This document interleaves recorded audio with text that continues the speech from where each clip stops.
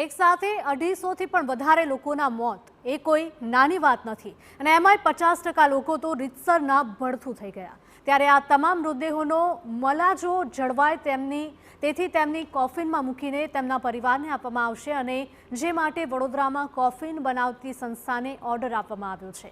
100થી વધારે કોફિન બનાવવાનો તેમને ઓર્ડર અપાયો છે। સતત આ કામગીરી શરૂ કરી દેવાઈ છે।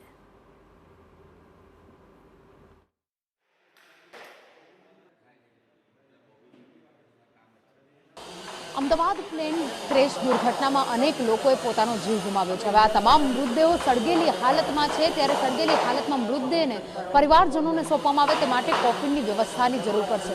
વડોદરાના મેથોડિસ્ટ જે સંસ્થા છે તેઓને આ જવાબદારી સોંપવામાં આવી છે અને તેઓ દ્વારા 100 જેટલા કોફિન બનાવવામાં આવી રહ્યા છે। ઉલ્લેખનીય વાત એ છે કે એર ઇન્ડિયા દ્વારા જ્યારે મેથોડિસ્ટ સંસ્થાને આ ઓર્ડર આપવામાં આવ્યો છે, ગઈકાલે મોડી રાત્રે આ ઓર્ડર મળ્યો, ત્યારબાદથી તમામ લોકો દ્વારા આજે કોફિન છે તે બનાવવાની શરૂઆત કરી દેવામાં આવી છે। ઉલ્લેખનીય બાબત એ છે કે એક કોફિન બનાવતા 2 કલાક જેટલો સમય લાગે છે, ત્યારે આ કામગીરી પૂર્ણ કરવા માટે દિવસ ને રાત મહેનત કરવી પડે તે પ્રકારની પરિસ્થિતિ ઊભી થઈ છે। ત્યારે વડોદરાના આજે ક્રિશ્ચિયન સમાજના લોકો છે તેઓ દ્વારા કોફિન બનાવવામાં આવી રહ્યા છે।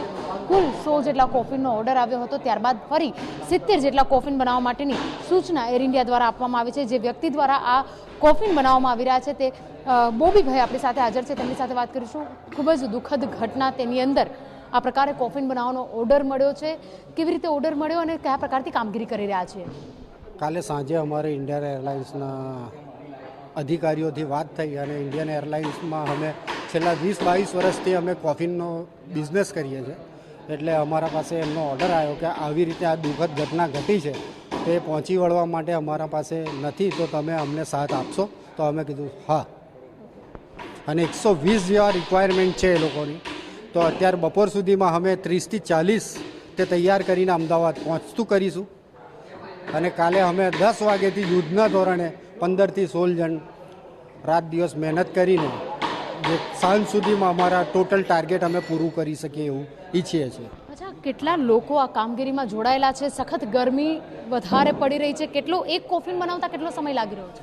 એક કોફિન બનાવતા અમને 2 થી 2.5 કલાક લાગે છે ને આ ગરમીના ટાઈમની અંદર આપ સમજી શકો છો કે કેટલી કફડી પરિસ્થિતિ છે, પણ એ પરિસ્થિતિ અમે ભૂલીને જે અમારા દેશ પર આ દુર્ઘટના આવી છે એનો અમે એ કરીએ છીએ કે ભાઈ એ લોકોની સાથે અમે દુઃખમાં એ લોકોના સૌભાગી બની શકીએ।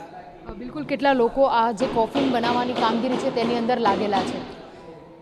कम से कम 16 से 17 जन इस कॉफिन के अंदर लगे हुए हैं। જે રીતે કોફિન બનાવવામાં આવી રહ્યા છે, 16 થી 17 જેટલા લોકો ગઈકાલે રાત્રે 10 વાગ્યાથી આ કામગીરી પાછળ લાગેલા છે અને તે કામગીરીને પૂર્ણ કરવા માટે મહેનત કરી રહ્યા છે। કેમેરા પર્સન રોહિત ગોયલ સાથે અંજલિ ઓઝા, TV9 વડોદરા।